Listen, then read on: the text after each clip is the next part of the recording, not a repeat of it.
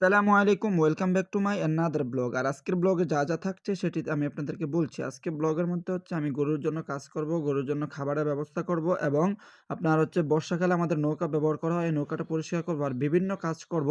আর এই কাজগুলো আপনাদের দেখতে হলে পুরো ভিডিওটা দেখতে হবে। আর এর আগে আমি চিন্তা করলাম যে যেহেতু কাজ করব তাহলে আমাদের বড়ই গাছ আছে। বড়ই এখন বড় হয়ে গেছে আর বড়ই গাছটা মোটামুটি অনেক বড়। কিন্তু এই বড়ি গাছের মধ্যে আপনার ইঁদুরের কারণে বড়িগুলা থাকতেছে না। আর আমি এই ইঁদুর ধরা নিয়ে আপনাদেরকে একটা ভিডিও দিয়েছিলাম যে আমাদের বড়ি গাছে কি পরিমাণ ইঁদুর থাকে। তো দেন আলহামদুলিল্লাহ যতটুকু ইঁদুর খাইয়া আমাদের জন্য রয়েছে ততটুকুই খাবো আজকে। তো গাছের মধ্যে অনেক বড়ি আছে তাই অল্প কিছু পারলাম। পাইরা হচ্ছে আমরা কাকা-বাতিজা একলগে বসলাম। বইসা চিন্তা করলাম যে কিছু বড়ি খাই। তো এটার জন্য হচ্ছে আমাদের এটা ধুইতে হবে। বড়িগুলা পাড়ার পরে যেহেতু ময়লা থাকে তো আমাদের টিউবওয়েলে হচ্ছে আইসা আমরা সুন্দর মতো বডিটা সুন্দর মতো ধুয়ে নিলাম। ধুয়ে হচ্ছে এটারে পরিষ্কার করে এখন হচ্ছে আমরা হচ্ছে খেতে যাবো। আর খেতে হলে তো আমাদের লবণ, মরিচ বিভিন্ন জিনিস আমাদের লাগবে। তো দেরি না কইরা আমি হচ্ছে লবণ, মরিচ, হলদি-মলদি যা আছে সবকিছু লইয়া বড়ি গাছের নিচে আইসা পড়লাম। যেহেতু এই জায়গাটার মধ্যে একটু ছায়া আছে আর চারদিকে হচ্ছে রৌদ্র। তো দেরি না কইরা সুন্দর মতো হচ্ছে মরিচটা বানায় নিলাম। আর মরিচটার যে ঘ্রাণ আমি তো নাকে দেওয়ার পর মনে হইতেছে নাক-টাক জ্বলতেছে। কিন্তু লবণ পাইতেছি না। তো ঘর থেকে যায়া চিকন লবণ নিয়ে আসলাম। আইনা হচ্ছে সুন্দর মতো বইসা পড়লাম। বইসা মরিচটা দিয়া বানায় নিলাম মরিচটা। কারণ মরিচটা যদি সুন্দর হয় তো বড়িটা খাইয়া বেশি মজা পাওয়া যাবে। আর বড়ি আমাদের গ্রামের মধ্যে বড়ি কিনতে গেলে ১ কেজি বড়ির দাম পড়তেছে ৳১২০ কইরা। তো এত টাকা দিয়ে কিনবো কেডা? তো দেখলাম যে আমাদের গাছের বড়ি অনেক মজা। আমাদের গাছের বড়িগুলো কিন্তু টক না, মিষ্টি বড়ি। তো আলহামদুলিল্লাহ বড়ি-টড়ি খাওয়া শেষ। তো এখন চলে আসলাম হচ্ছে গরুর খাবারের ব্যবস্থা করার জন্য। তো যেহেতু গ্রামের মধ্যে এখন অনেক আগে বর্ষা চলে গেছে, এখন আলুর সময় এসে পড়ছে। আর এমনিতে হচ্ছে ঘাস ছাড়া কস্তুরীর ব্যবস্থা করাটা খুবই কষ্টকর। তো যতটুকু পাইছে ছোট কস্তুরী এগুলোর ব্যবস্থা করলাম। তো দেখা গেছে যে অনেক কস্তুরী পাইয়া গেছি। তো কস্তুরীটি একসাথে কইরা আমি বাবারে বললাম যে, "আমাকে বাইধা দেন, আমি বাড়িতে নিয়া যাই।" তো বাপ-পুতে মিলা কাজ-টাজ কইরা সুন্দরমতো গরুর খাবার ব্যবস্থা করে ফেললাম। এখন গরুর টেনশন মাথা থেকে সইরা গেল যে আজকে সারাদিনের জন্য গরুর খাবার ব্যবস্থা হয়ে গেছে।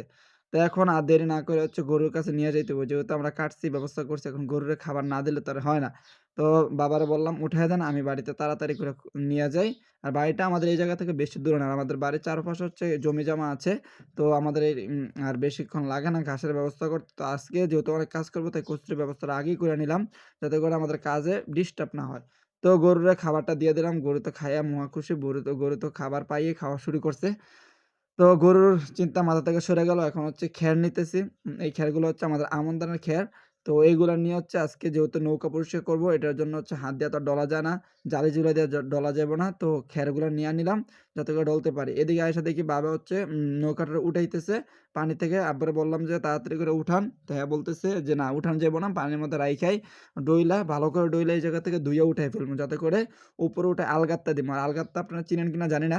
আলগাত্তা দিলে আপনার হচ্ছে এই যত ফাঁকা-টাকা আছে কাঠের যেদিক দিয়ে ফাটা ধইরা যায়, ওই জায়গাগুলা মইজা যায়। আর পানির মধ্যে চলতে হইলে আপনার আলগাত্তা থাকলে পানি ঢুকে না ভিতরে।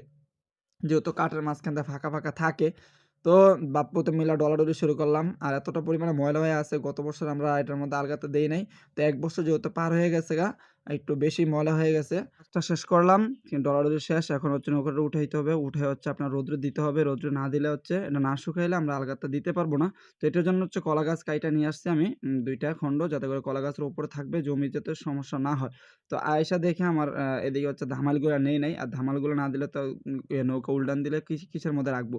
তো আইসা দেখি ধামালগুলো তো যেহেতু বর্ষা অনেক আগে চলে গেছে, এদিক সেদিক আম্মু ফালায় রাখছে। তো দেরি না করে একটা পাইছি আরেকটার ব্যবস্থা করতে হইব। তো ওইটাও দেখি ঘরের সাইডে ফাইডে আছে ওইটাও লইয়া লইলাম।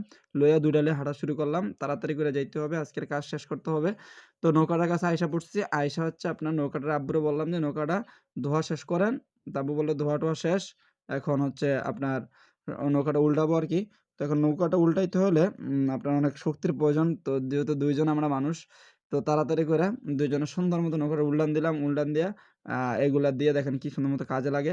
তো যাই হোক আজকের ভিডিওটা কেমন লাগলো? আর সামনে আপনাদেরকে দিব হচ্ছে আমরা কিভাবে হচ্ছে এটার মধ্যে আলগাত্তা দিচ্ছি। সামনের ভিডিওটা আসছে। আসসালামু আলাইকুম ওয়া রাহমাতুল্লাহ।